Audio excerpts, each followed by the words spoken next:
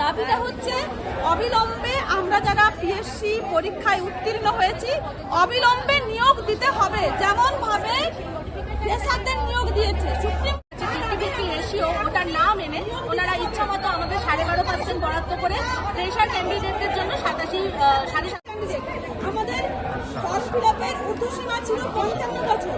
এখন 9 বছর বয়স করেছে অনেকের বয়স। আমরা কেসে জয়ী হলেও আমরা অঙ্গনওয়াড়ি কর্মী 2019 সালে নোটিফিকেশন বেরোয় প্রমোশনাল সুপারভাইজারের। 1998 শেষ প্রমোশনাল পদে নিয়োগ হয়েছিল সুপারভাইজারের।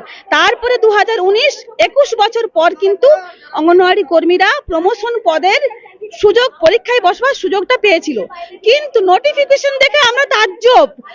যেখানে সেন্ট্রাল গভর্নমেন্টের 15 সালে গাইডলাইন ছিল 50% ভ্যাকেন্সি কর্মীদেরকে দিতে হবে, কারণ তারা স্বেচ্ছায় সেবাদান করে, অত্যন্ত সাম্মানিকের ভিত্তিতে তারা স্বেচ্ছায় সেবাদান করে। সেই জন্য সেন্ট্রাল গভর্নমেন্ট চেয়েছে যে এই কর্মীদের অন্তত জীবনের কোথাও কি একটা উন্নতি হোক, তাদের জীবনের মানটা একটু উন্নত হোক, সেই জন্য তারা চেয়েছে। কিন্তু ডিপার্টমেন্ট রাজ্য সরকার আমাদের সেই কেন্দ্রের দেওয়া অধিকারটুকুকে খর্ব করে মাত্র 12% আমাদেরকে দিয়ে বাকি 87.5% ফ্রেশারদেরকে দিয়ে দিচ্ছে, যেটা তাদের দেওয়ার এখতিয়ারের বাইরে ছিল। কারণ সব রাজ্যেই দেখা গেছে যে সেন্ট্রাল যা দেয় তার থেকে বরং রাজ্য বেশি দেয়, কেড়ে নেয় না কোনো রাজ্য। এই আমাদের পশ্চিমবঙ্গের রাজ্যের ডিপার্টমেন্ট আমাদের থেকে আমাদের অধিকারটা কেড়ে নিয়ে ফ্রেশারদেরকে বিলিয়ে দিয়েছে। আমরা যখনই জানতে পারি আমরা কেস করে আমরা সিঙ্গেলে প্রথমে, তারপর ডিভিশনে আমরা জয়লাভ করি। আমরা সেই অর্ডার নিয়ে ডিপার্টমেন্টে আসি, ডিপার্টমেন্ট আমাদেরকে বলে না আমরা এই অর্ডার মানবো না, আমরা সুপ্রিমে যাব। সুপ্রিমে মানে 6 মাস অতিক্রান্ত হওয়ার পরে, 6 মাস যেদিন অতিক্রান্ত হলো সেই দিন ডিপার্টমেন্ট ইচ্ছাকৃত সময় নষ্ট করার জন্য সেই দিন ওনারা সুপ্রিমে গেলেন। আর এতদিন ধরে সুপ্রিমে মামলাটা ঝুলিয়ে রেখেছেন ইচ্ছাকৃত ভাবে, মামলা কিছুতেই তুলছেন না আমাদেরকে বঞ্চিত করার জন্য। আমরা যতবার আসি বলেন মামলা চলছে, কিন্তু ভেতরে ফ্রেশারদেরকে কিন্তু নিয়োগ দিয়ে দিচ্ছেন।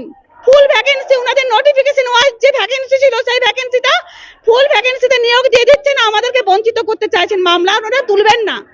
জানেন তো ভারতবর্ষের যে কি বলবো আইনের যে একটা দেরি হয় ওনারা সেটা জানেন, সেই জন্য সেই সুযোগটা ওনারা নিচ্ছেন, ওনারা মামলা তুলছেন না, আমাদেরকে এইভাবে বঞ্চিত করছেন। আমাদের কারোর বয়স 55, 57, 58, আমরা কদিন চাকরিটা করতে পারবো?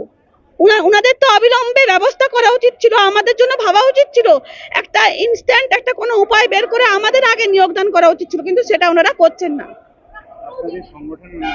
আমাদের কোনো সংগঠন নেই, আমাদের সংগঠনের কোনো নাম নেই। আমরা প্রমোশনাল সুপারভাইজার যারা পরীক্ষার্থী তারা একত্রিত হয়ে এই লড়াইটা করছি। আইসিডিএস কর্মীরা। হ্যাঁ, না এখনো আমরা পাঠিয়েছি, এখনো দেখা করার কোনো ব্যবস্থা হয়নি। মমতা প্রতিহার।